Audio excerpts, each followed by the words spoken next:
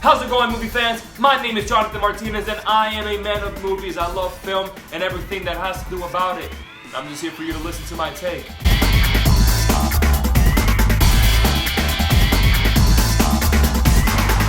This is the season that I love going out to movies and watching movies because it's Oscar bait season, right? And these are when the best movies come out, the award-worthy movies come out.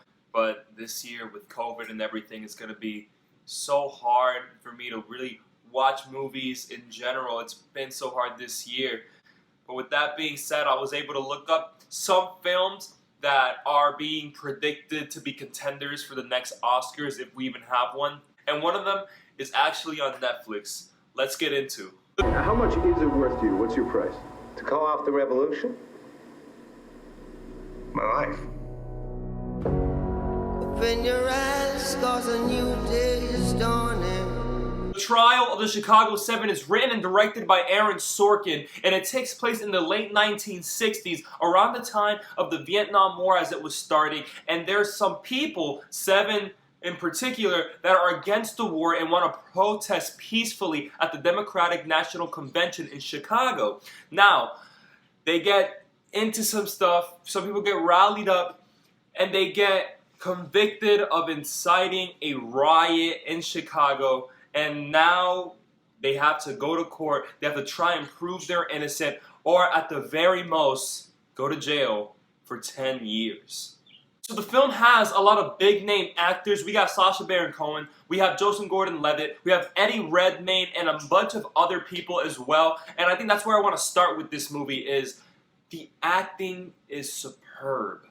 There have been so many movies that I've seen in my life where there's big name actors in it, but the movie sucks, or their acting isn't as good as you think it would be. But this movie doesn't have that because it's Aaron Sorkin at the helm. The acting is great, especially for me, the standouts like Sacha Baron Cohen. You have standouts like the judge played by Frank Langella, and honestly for me, Mark Rylance was the ultimate standout in this movie. He plays the lawyer in the movie for the 7, and not only is he likable, but he's so convicting in the way that he portrays his character in court, whether he's tough enough to go to the judge or he goes to the 7 and tells him straight up, this is what you need to do. Mark Rylance has always had that type of charisma. So you look at him and you don't think he has that charisma, but the moment he hits that screen, he has all of it. If he gets any sort of Oscar recognition, I think it's deserving. It's not necessarily the best role I've ever seen him in, but it was outstanding in this film in particular. Sorkin is known for being such a great writer, and of course the script is expertly made, okay? We have moments of long dialogue. My favorite moments were where they have the back and forth in the courtroom, and he does such a good job at establishing what this movie is at its core. And I think no better scene conveys that than the very first day at trial. We get this whole, I don't even know how long it was, might have been about 5-minute long, this first trial, the first opening statements being made.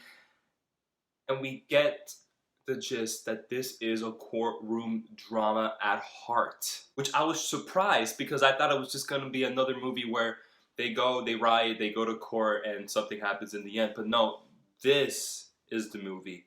And we're going to get flashbacks. And this is a good way of using flashbacks because we, as the audience, are the jury.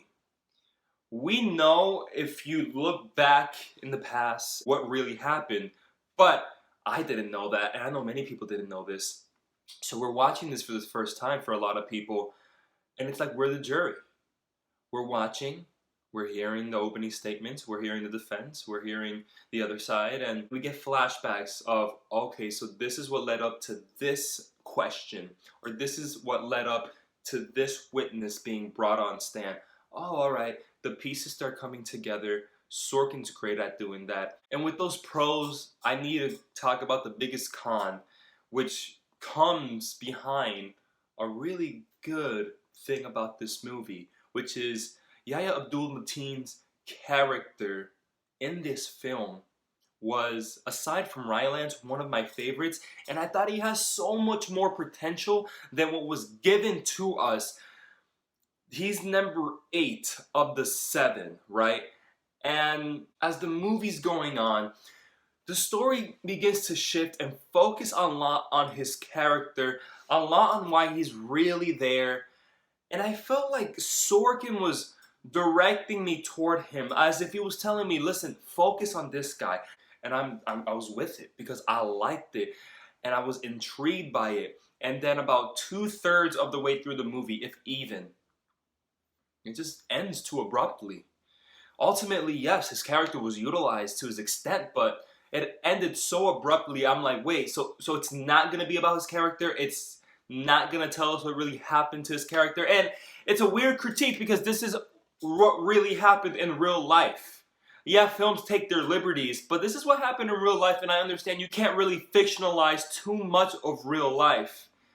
But I wish if it was a fictional story, we would have focused more on him. And I think this is more on me, but the jargon and the pace at which the movie takes itself can be a bit confusing if you're not ready to go on this journey with Sorkin. So the characters are just spewing a whole bunch of legal terminology, courtroom jargon, and the pace at which everything is happening is so breakneck that mixed in with the terminologies used within the movie, if you're not normalized with that vocabulary, I can see people getting so lost or even get out of the movie in general. My wife was one of them. It was just a bit too complicated for her to just really pay attention. There are so many things in this movie that resonates with the current climate in America as it is, from 1960 even not to 2020, and not to get too political, but it has to do a lot with police brutality and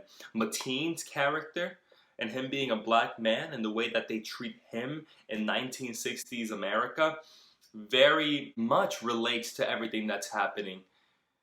I don't know if it was on purpose because the film was probably made about a year ago before everything blew up this year. But the biggest message I got in this movie is that your freedom could possibly be trampled on for the sake of political agendas. And I don't want to caution that that's a spoiler, but it's a big part as to why the 7 are on trial in the first place. And these 7 people who we get to meet at the very beginning of the movie separately all come together, and they have such a unique connection with each other. They're able to bounce off of each other. Sacha Baron Cohen's comedy mixed in with Redmayne's seriousness, mixed in with Rylance's charisma. Great freaking cast. But overall, what do I think about the trial of the Chicago 7? I think it's a good movie. I think for being on Netflix, it's a great movie. It has some of the best acting I've seen in a film this year. Rylance was the biggest standout for me. But for being on so many predictions list of what is going to be nominated for Best Picture in the upcoming Oscars, I have to disagree. I don't think it's that good. I don't think it's bad, but I don't think it's that good to be award-worthy. Now, there's a lot of award-worthy things that I can see nominations for, whether it be for the acting category or even in the screenplay category, but in the best film category, not really. There were a couple things I just didn't like about this movie. Eddie Redmayne being on sort of a platform in this movie and not really hitting the heights I thought he was going to hit. I thought he was going to be a way bigger star in this film for me. I thought that I was going to resonate with him a lot more, and I didn't. And the way that Mateen's character kind of abruptly ends his story arc about 2/3 of the way through the movie, when I thought the whole movie was going to revolve around him and the reason why he's there, really disappointed me too. But the message around how justice could be disguised as political agendas, and that, great job. Okay, just a great job with that overall theme. But I think that just wasn't enough to make me say it was a must-watch or even a repeat watch. But it's not a bad movie, all right? Let me say it. It's not a bad movie. It's a great film. With that being said, you should definitely watch The Trial of the Chicago 7. Those are just my thoughts though. Quick thoughts as it is. I want to do more movie reviews. Life gets in the way. Now it's Oscar bait season. There are other films out there that I really want to watch. Nomadland's going to be coming out. I want to check that out with Frances McDormand. And Mank is coming out on Netflix. I saw the trailer and I freaking loved it. And I don't know what you guys think about it. Comment below. Let me know what you think about Mank. I think it's going to be freaking awesome. But like always, like this video, share this video with family and friends, and subscribe to my channel. Until next time, movie fans.